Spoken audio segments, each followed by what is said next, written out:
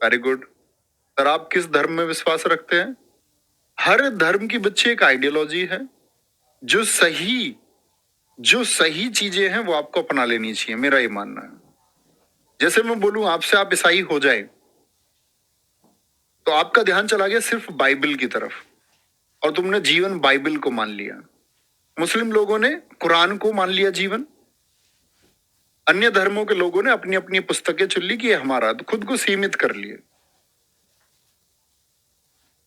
जैसे हम विश्वास करें कि हर धर्म का एक आइडियोलॉजी है और हम उसमें विश्वास रखते हैं, उसको हम मानते हैं।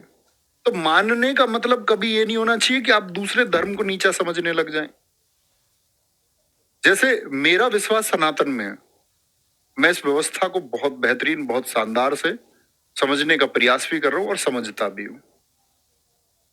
हिंदू धर्म में मेरा विश्वास है, लेकिन मेरे इस विश्वास का कभी भी एक तो अज्ञानता से कोई मतलब नहीं होना चाहिए, एक मूर्खता से, जड़ता से कोई मतलब नहीं होना चाहिए, और किसी और के सम्मान के लिए फिर हमको स्वागत भी करना चाहिए। आगे आएंगे तो समझे इस बात को। बौद्ध संगति, बौद्ध संगति, कितनी बौद्ध संगति हुई? तो संख्या तो पूछेगा नहीं, क्योंकि बौद्ध संगति तो आज भी होती है। लेकिन पूछ ले इस शब्द को लिख के, कितनी ना लिख करके पूछ ले मुख्य बौद्ध संगति कितनी हुई है। तो मुख्य मेरे मित्र 4 ही आंसर करना। कितना लिखोगे बच्चे? 4। पहली 483। बुद्ध की मृत्यु किस वर्ष बताई मैंने? तो इनकी मृत्यु हो गई यहां 483 में। उसी समय एक संगति हुई और महात्मा बुद्ध, आप सोचो, उनके अवशेषों को उस समय के स्थानीय भारत के मजबूत 8 राजाओं ने 8 हिस्सों में बांट लिया। बुद्ध के अवशेषों को, उन पर स्तूप बनाए गए, कुछ बिहार चले गए, कुछ उत्तर प्रदेश, कुछ मध्य प्रदेश चले गए। तो उनकी मृत्यु 483 में हुई। कहां पर? ऐसे याद करना है इसको, एक बार बोलना सारे, RVP के, RVP के, आसानी से याद होता है क्योंकि इससे बहुत क्वेश्चन बनते हैं दोस्तों। RVP के, और ऐसे बोलो AK AK AK AK। पहले तो वर्ष पे फोकस करें। 483, अगली 100 साल बाद 383 में, फिर 255 BC में, ये BC है, ईशा पूर्व है, ईशा पूर्व, ईशा पूर्व, ये पहली शताब्दी में। क्या बोलेंगे? RVP के राजगृह, वैशाली, दूसरी हुई पाटलिपुत्र में, तीसरी हुई कुंडलवन में। बहुत बार पूछेगा दूसरी बौद्ध संगति कहां पर आयोजित हुई थी, किसके समय हुई थी? ठीक है, बोलेंगे एक बार। बहुत बढ़िया, बहुत शानदार। सर आपको कभी गुस्सा नहीं आया? बहुत आता है। मतलब अब तो नहीं आता, अब तो कम हो गया, पहले बहुत आता था। पहले मैं भी अज्ञानी था, लेकिन धीरे धीरे मुझे वो चीजें समझ में आई, उस सबका कोई अर्थ है नहीं, उससे चीजें खराब ही होती हैं।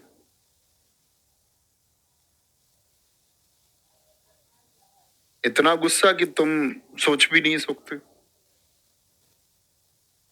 आगे आएंगे। राजगृह, वैशाली, पाटलिपुत्र, कुंडलवन। फिर बोलेंगे AK अजात शत्रु, कालाशोक, अशोक और कनिष्क। अजात शत्रु, कालाशोक, अशोक और कनिष्क। बोले अजात शत्रु, कालाशोक, अशोक और कनिष्क। AK। अध्यक्ष चुने गए। अध्यक्ष क्यों? जो उस मीटिंग का अध्यक्ष था, महाकश्यप, महान लोग था, महान लोग थे। साबक मीर, उसने बोला सबसे, सबसे तो मोगली को भेज दिया कि सबको बुला के लेके आओ। मोगली जंगल जंगल खबर चली है, पता है तुमको? वसुमित्र। उपाध्यक्ष कौन थे? अश्वघोष थे, अश्वघोष थे। ठीक है। आगे आएंगे।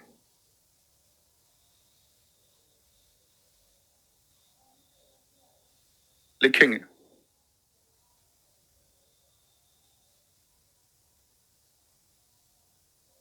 बहुत बढ़िया, बहुत शानदार। एक बच्चा कह रहा है हनुमान जी को भी गुस्सा आता है। हम नेगेटिव चीजें कितनी जल्दी ढूंढ लेते हैं। कुछ लोग, जो लोग नशा करते हैं, कहते शिव जी भी नशा करते हैं। कुछ लोग रासलीला कर रहे हैं और उदाहरण दे रहे हैं कि भगवान कृष्ण जी की रासलीला करते थे। हम लोग कितने चतुर लोग हैं, अपने मतलब की चीजें हम कितने उदाहरण से पेश कर देते हैं। लेकिन क्या उनके पूरे जीवन को भी फॉलो आप करते हैं? हनुमान जी इतने शक्तिशाली होते हुए भी अपने ईगो और घमंड को शून्य पर रखते हुए भगवान श्री राम के चरणों में सेवक है, एक सेवक का जीवन व्यतीत करते हैं। पॉजिटिव चीजें नहीं दिखाई देती। और क्रोध भी किया होगा, और क्रोध जब कभी किया तो इस सृष्टि की कुछ बेहतरी के लिए उन्होंने क्रोध किया।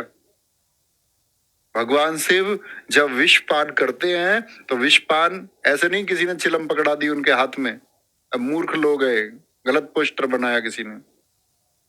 विष पान किया कि मैंने आपको बताया समुद्र मंथन से वो जिससे पृथ्वी पूरी पे जहर फैल सकता है उसको खत्म किया। तो वो लोग निर्माण के लिए कर रहे हैं, कुछ नेगेटिविटी के लिए नहीं कर रहे हैं।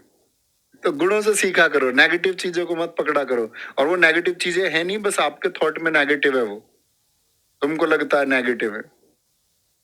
हर चिलम मारने वाले को ये लगता है कि मैं भगवान से हूं, लेकिन वो एक कण भी नहीं हो सकता कभी, क्योंकि हम लोगों को सहारा चाहिए अपनी गलत चीजों को ढकने के लिए। इंसान ऐसा ही होता है। और मैंने तुम्हें बताया ना 93:7 रेशियो, ये 7% वो हैं जो आज किसी भी स्थिति में एक बदलाव की कामना रखते हैं और अच्छा होने का प्रयास करते हैं और सफल भी होते हैं। ये कभी हो ही नहीं सकते, नेवर। ये आज भी है, ये कल भी रहेंगे। मैं लाख प्रयास कर लूं, कोई और कर ले, नहीं हो सकते। ये 93:7 का रूल है दुनिया में, ईगल के द्वारा दिया गया। 1871 पांचवी हुई कहां पर? मांडले म्यांमार में। राजा मिंडन थे एक म्यांमार के, उन्होंने कराई अपने यहाँ। ठीक है सर। तीसरी बौद्ध संगति को कहीं कहीं 250 या 251 लिखा होता है, बिल्कुल लिखा हुआ मिलता है। 251 बहुत जगह लिखा हुआ मिलेगा, गलत डेटा है। 250 बहुत जगह लिखा हुआ, 255 एकदम से सही है। ठीक है, आगे आएंगे। बहुत बढ़िया, बहुत शानदार। पांचवी, हाँ लिख लो, पूछी गई कई बार। पांचवी संगति कहां पर हुई? म्यांमार में आयोजित हुई, राजा मिंडन ने कराई थी। एसएससी ने पूछा हुआ है। जो चौथी बौद्ध संगति थी, चौथी बौद्ध संगति के समय बौद्ध धर्म बट गया, समय बट गया, थॉट प्रोसेस चेंज हो गए। किस किस में बट गया? एक तो महायान, पूछे कभी भी बौद्ध धर्म की दो शाखाएं कौन कौन सी? एक महायान और हीनयान। महायान लोग वसुमित्र, वसुमित्र, वसुमित्र कहां पर है समझेंगे? वसुमित्र कहां पर है? चौथी के समय। तो इनके जो फॉलोवर हैं महायान के, वो मानते हैं भगवान बुद्ध को ईश्वर। क्या मानते हैं? कि भगवान बुद्ध जो है भगवान है, भगवान है तो ईश्वरीय शक्ति इनके अंदर है। उसी तरह से इनकी पूजा करते हैं। कहते हैं नए नियम जिन लोगों ने बनाए, पुराने नियमों के साथ छेड़खानी की, नए नियम बनाए, और जो नए नियम बनाए उन्हीं को आज देश बहुत सारे फॉलो करते हैं। चीन में बौद्धिस्ट जितने भी, जापान में, कोरिया में, भूटान में और सिंगापुर में, इन देशों में मुख्यतः जो लोग हैं वो महायान शाखा के लोग हैं। कौन सी शाखा के? महायान शाखा के। एक बच्चे ने पूछा भैया पहली शताब्दी का क्या फिक्स वर्ष नहीं है? नहीं, कुछ लोग उसको बोलते 101 एडी में, कुछ बोलते 99 एडी में, कुछ बोलते 100 एडी में, तो उसका फिक्स नहीं है, इसलिए उसको बोलते पहली। दूसरा है हीनयान। हीनयान शाखा, ये कौन है? ये महाकश्यप है। इसके कौन है? महाकश्यप। महाकश्यप कौन सी के समय है? पहली के समय। ठीक है। आप कहेंगे भैया कि महाकश्यप तो उतने समय पर थे, आप कह रहे हैं चौथी के समय बना हीनयान। तो हीनयान जो विचारधारा है वो पहले से चलती आई है। भगवान बुद्ध को महापुरुष मानने की ये प्रक्रिया, ये लोग मानते थे कि बुद्ध महापुरुष है, उनका मार्ग सही है, ईश्वर नहीं है, भगवान नहीं कह सकते। क्या बोलते? वो स्वयं मूर्ति पूजा के खिलाफ थे। स्वयं मूर्ति पूजा जैसी चीजों को उन्होंने बोला कि भाई आप एक सही मार्ग का चुनाव कर लो, आपको कोई आवश्यकता ही नहीं। तो अष्टांगिक मार्ग में विश्वास रखते हैं? हाँ जी। कुछ चेंजेस हुए, नए नियम बनाए? नहीं जी, परिवर्तन को स्वीकार ही नहीं किया है। और हीनयान में ही आते हैं बुद्ध को महापुरुष मानने वाले। 3 शाखाएं हैं। थेरवाद, बड़ी थ्योरी है, बड़े दर्शन हैं। थेरवाद, वैभाषिक और सर्वस्वीवादी, ये तीन भेद किसके हैं? ये हीनयान के हैं। तो कभी भी आपसे प्रश्न पूछे थेरवाद शाखा का संबंध किससे है, तो कहेंगे बौद्ध धर्म से है। पूछे सर्वस्वीवादी का संबंध किससे है, तो बौद्ध धर्म की हीनयान शाखा से। वैभाषिक का संबंध किससे है? हीनयान शाखा से। हीनयान का संबंध किससे है? बौद्ध धर्म से। महायान का संबंध किससे है? बौद्ध धर्म से। कोई दिक्कत? सर बौद्ध संगति में क्या होता होगा? सब लोग बैठते थे दोस्त, जिन राजाओं ने बौद्ध धर्म को स्वीकार कर लिया वो बैठ करके उसके प्रचार प्रसार के लिए रणनीति बनाते, स्ट्रेटजी बनाते कि अब बौद्ध धर्म का प्रचार प्रसार कैसे हो। इनके लीडर्स बोलते थे कि कैसे बौद्ध भिक्षुओं को किन किन स्थानों पर कहाँ कहाँ भेजा जाए ताकि बौद्ध धर्म का प्रचार और प्रसार कर दिया जाए। ठीक है गुरुजी, पढ़ो इसको, ब्लॉक करो, पड़ोसी ने एफआईआर कर दिया। बेटा ये एफआईआर बताने के लिए कमेंट सेक्शन है, तुमको कितना भी समझाओ नहीं समझोगे। अब मैं तुम्हारी एफआईआर मिटवाने के लिए आऊं है, इसलिए बोला ना, गुस्सा नहीं क्रोध नहीं करना। आगे, महात्मा बुद्ध के गुरु,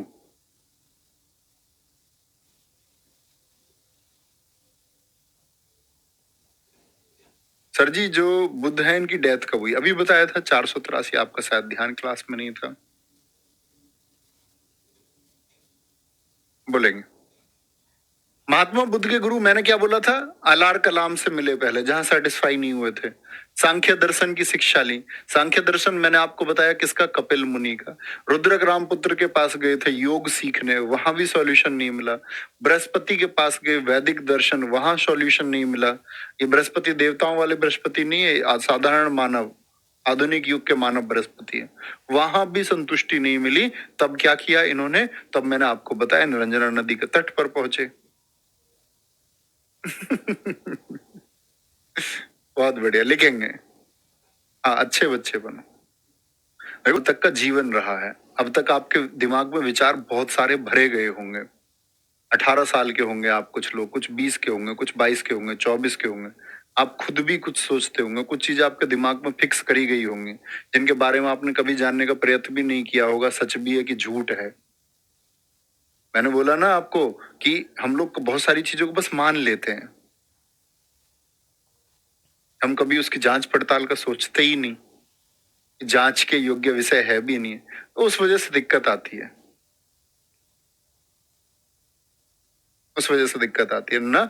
हम थॉट प्रोसेस अपने को अगर न्यूट्रल मान लें, जैसे एक बच्चा है वो सबसे पवित्र और चंचल होता है क्योंकि उसके दिमाग में कुछ है नहीं, उसको जो कुछ तुम सिखाओगे अडॉप्ट कर लेगा। ऐसे ही आप अडॉप्ट करते आए हो, आपके अंदर बहुत सारी चीजें फिट हो गई हैं एकदम से, लेकिन मूल्यांकन कौन करेगा कि वो चीजें सही है कि नहीं है? कभी ना कभी तो करोगे, मेरे कहने से नहीं करोगे, अपने से करोगे। और ऐसा नहीं है सब लोग विद्वान होकर मरेंगे या ज्ञान की तरफ जाने का प्रयास करने में मरेंगे, बहुत सारे लोग बुद्धू मर जाएंगे। नौकरी होगी तब भी बुद्धू रहेंगे। आपने देखा नहीं कि आपके आस पड़ोस में नहीं है कोई सफल भी है तब भी बुद्धू है, धन है तब भी बुद्धू है, क्योंकि ज्ञान का सबसे कोई अर्थ है ही नहीं। आगे आएंगे। नेक्स्ट, बौद्ध मठ,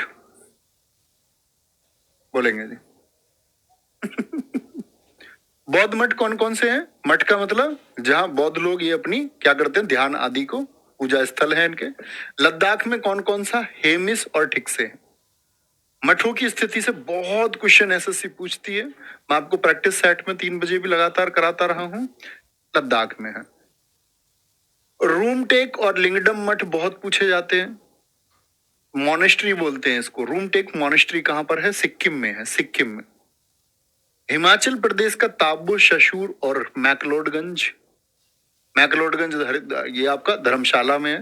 मैक्लोड या क्या बोलोगे इसका? मैक्लोडगंज में कौन रहते हैं आपका? दलाई लामा, दलाई लामा 14वें दलाई लामा है, यानी कि दलाई लामा एक उपाधि है। 14वें दलाई लामा, देखे आपने गेरुआ वस्त्र पहने हुए, सबने देखे होंगे दलाई लामा। मैं दिखा देता हूं आपको एक बार, इसमें वो है भी नहीं है। तो ये दलाई लामा तिब्बत के थे। चीन ने तिब्बत को जब घेरना चाहा तो इन्होंने भारत से शरण मांगी। तो प्रश्न बहुत पूछता है ऐसा, दलाई लामा ने भारत में शरण कब ली?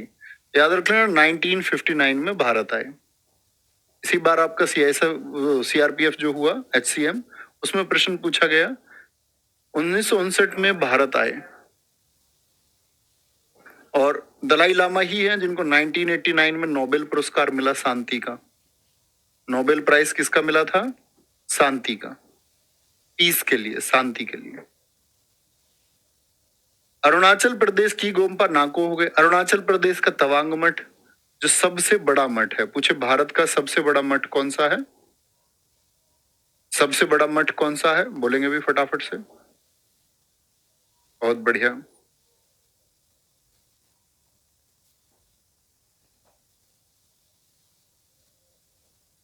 ठीक है।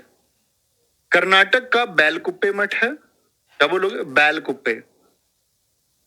नाम द्रोलिंग है। नाम द्रोलिंग बहुत इंपॉर्टेंट है। ये दोनों में अंतर है। ये यू के देहरादून में माई ड्रोलिंग, ये उत्तराखंड का है।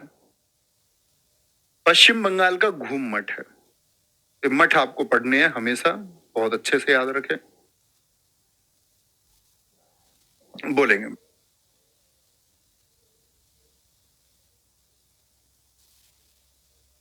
तवांग तवांग तवांग। बहुत बढ़िया।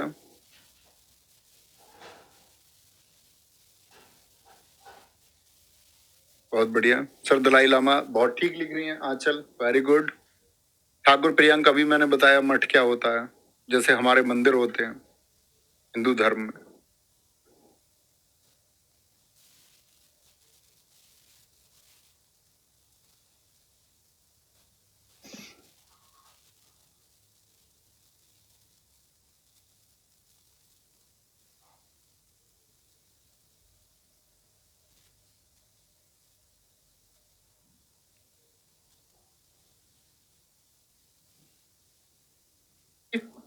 आगे चले भाई साहब।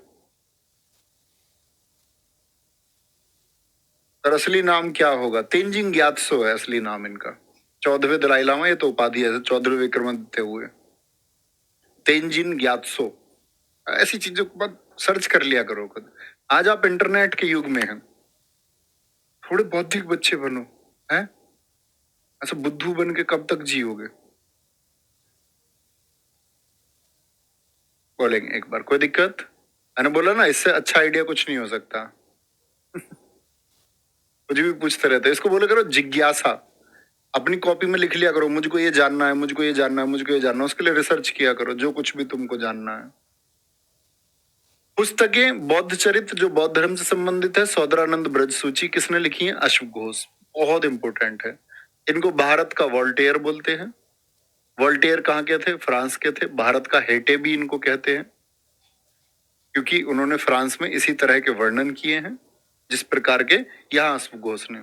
विभाषा शास्त्र किसने लिखा है? बौद्ध धर्म की एक प्रसिद्ध पुस्तक है, वसुमित्र ने। पहली मानव प्रतिमा किसकी पूजी गई थी? बुद्ध की। कोई भी पूछे बुद्ध की मूर्ति जो है, आप लोग देखते हो जनरली योग की मुद्रा में, इस मुद्रा में बैठे हुए हैं वो, योग मुद्रा में। गिफ्ट में भेजने लग गए लोग आजकल, तो स्टैचू बन गया है, सबसे ज्यादा हर जगह रखे मिलते हैं। तो क्या बोलोगे? पहली मानव प्रतिमा किसी की पूजी गई है? तो बुद्ध की पूजी गई है मानव प्रतिमा। आप कहेंगे जी भगवान श्री राम जी की पूजी गई, तो वो भगवान है। ऐसा कोई मानव जिनकी प्रतिमा की पूजा हुई तो सबसे पहले इनकी हुई। आज तो बहुत सारे लोगों ने बाबा बना रखे हैं अपने, किसी ने कोई बाबा चुन लिए, किसी ने फलाने बाबा। हिंदुस्तान में कम से कम कुछ भी नहीं तो 1 लाख बाबा और उनके भक्त होंगे, जिनका खुलासा बहुत दिन बाद, वर्षों के बाद में होता है। देखो बाबा राम रहीम, इतनी जनता पागल रही, लाखों करोड़ों लोग पागल रहे हनीप्रीत के चक्कर में। अब बाबा, अब लोग, मतलब क्या है? आप अपने मार्ग का चुनाव खुद नहीं कर सकते, इसका मतलब है आप अंधविश्वासी हैं, जब आप अपने मार्ग का ही चुनाव नहीं कर पा रहे हैं। और अंधविश्वास शुरुआत में एक विश्वास ही होता है, बाद में पता चलता है अंधविश्वास है। जैसे एक कहानी है कि एक बच्चे के पिताजी नहीं, दादाजी को उसने देखा कि आले में एक लकड़ी रखते थे, हमेशा रखते रहे। उसको महत्व नहीं पता था, बच्चे को बड़ा होता गया, दादाजी एक्सपायर हो गए। पिताजी ने सोचा पिताजी रखते थे तो वो भी रखने लग गए। बच्चा बड़ा हुआ, बच्चे ने धन कमाया, बड़ा ऐश्वर्य कमाया, बड़ा पैसा हुआ, अपने भाइयों से चर्चा हुई, यार हमारे दादाजी ऐसे एक लकड़ी रखते थे, आले में।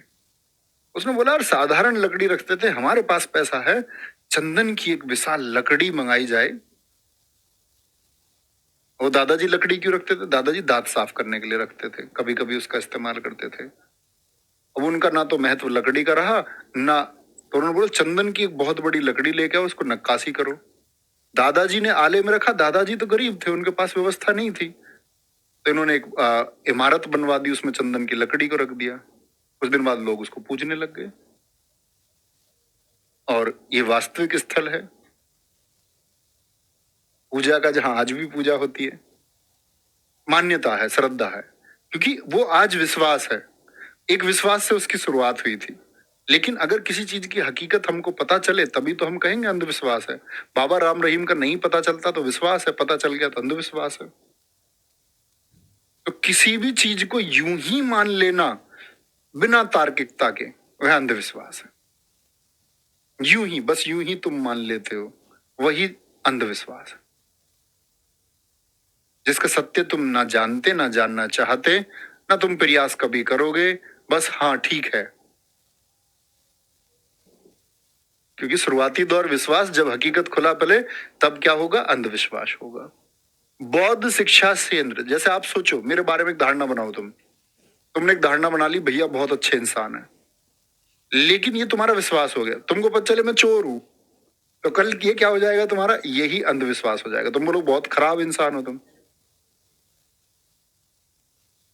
फिर तुम क्या कहोगे? यार हम जो विश्वास कर रहे थे वह सही नहीं था, हम तो अंधविश्वास में थे। ये अंतर है। ठीक है, आगे आएंगे। देखो एक बच्चे ने बड़ा कमाल का कमेंट किया है, सर जी धीरे धीरे पढ़ाओ, कॉमा सर जी तेज तेज पढ़ाओ। मनीष पुरी, बेटा तैयारी करते हुए रह जाओगे ही।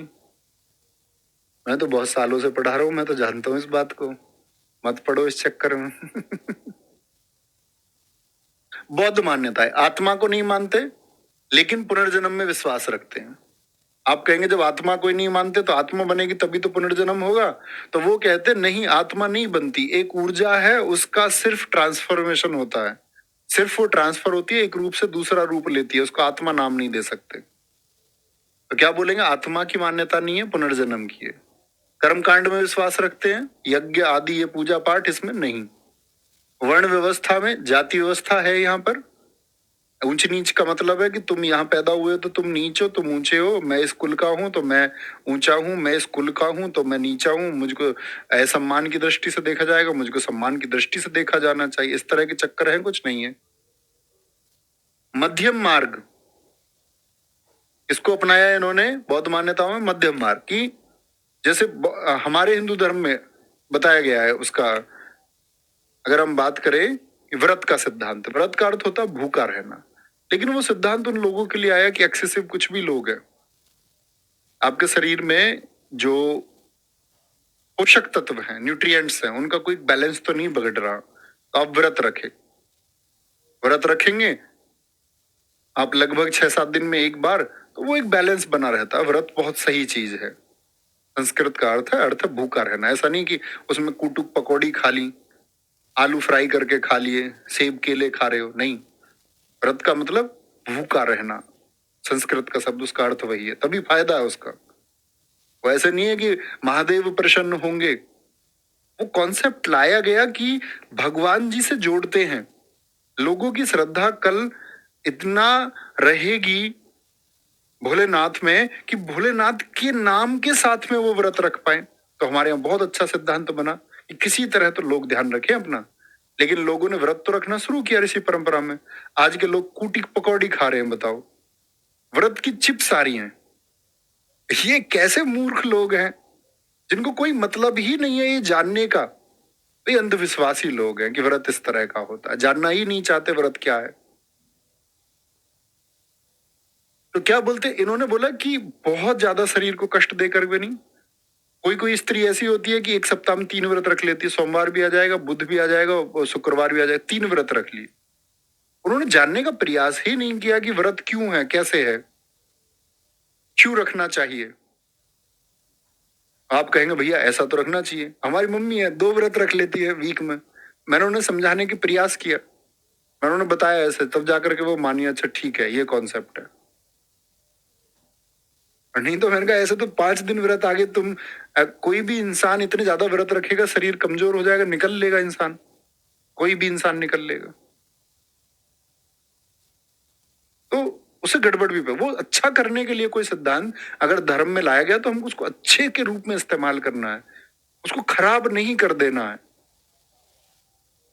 तो क्या बोलेंगे, बौद्ध मान्यताएं ये मध्यम मार्ग, ये कहते हैं कि बीच का मार्ग चुन लो, ना बहुत कठिन ना बहुत आसान, बीच का मार्ग ठीक है। जैसे मैंने आपको बताया कि इन्होंने खीर खा ली थी, बीच का मार्ग चुन लिया, ठीक है, तो दिक्कत।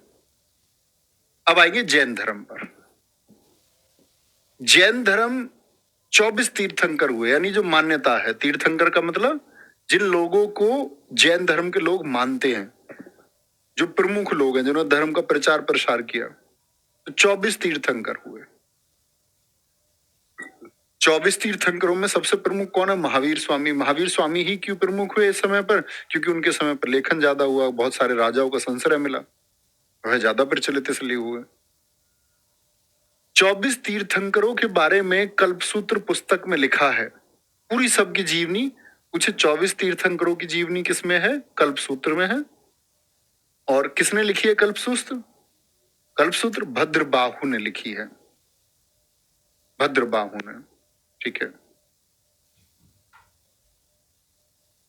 बहुत बढ़िया।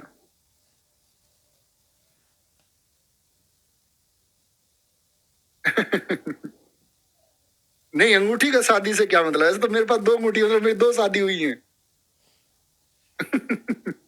फिर तो 2 अंगूठी होने का मतलब 2 शादी, किसी ने 8 अंगूठी पहली तो 8 शादियां होगी उसकी, ये कोई कॉन्सेप्ट तुम लगाते हो। ठीक है सर जी, पूरे दिन भूखा रह लेते सिर में दर्द हो जाता, नहीं बच्चे यही समझना है, रिसर्च कीजिए। अब मेरा मन करे मैं तुम्हें बैठा के यहाँ लगातार मैं तुमसे बोलता रहूं हर रोज 10 घंटे में, बहुत कुछ तुमको सिखा सकता हूँ। लेकिन क्या करूं, मेरी अपनी मजबूरियां हैं।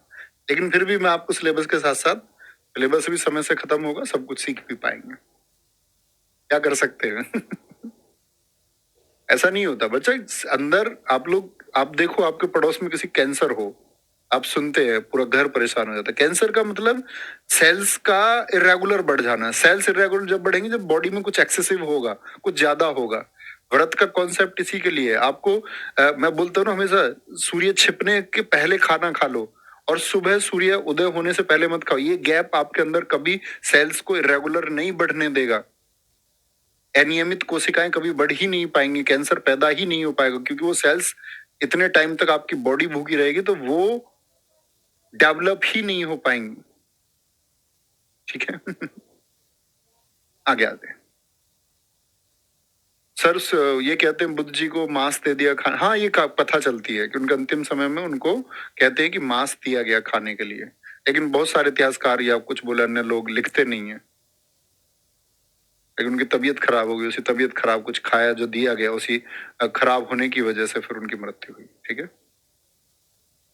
जैन धर्म सिंधु घाटी सभ्यता के समकालीन था, कैसा कैसे पता चला जी, क्योंकि बच्चे एक 24 तीर्थंकर हुए, और महावीर स्वामी जी अगर हम बात करें लगभग बुद्ध के समकालीन थे।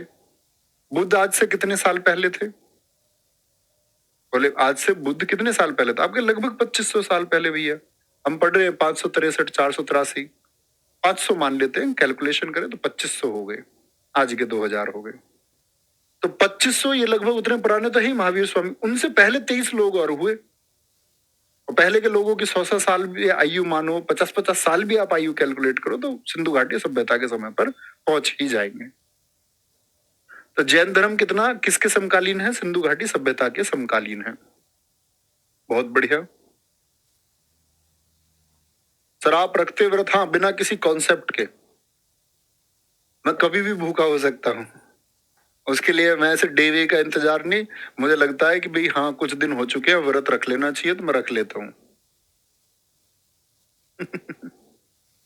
आ गए पहले तीर्थंकर ऋषभ देव हैं, जिन्होंने अहिंसा और अपरिग्रह यानी हिंसा नहीं करनी, और अपरिग्रह यानी धन का संचय ना करना, उसको इकट्ठा नहीं करना है, ये पहले तीर्थंकर थे। इनका एक साइन है सांड, बड़ा पूछा जाता है। पहले तीर्थंकर कौन थे और उनका प्रतीक चिन्ह क्या है? सांड है। उपनाम था इनका केशरिया देव या आदिनाथ। ऋग्वेद में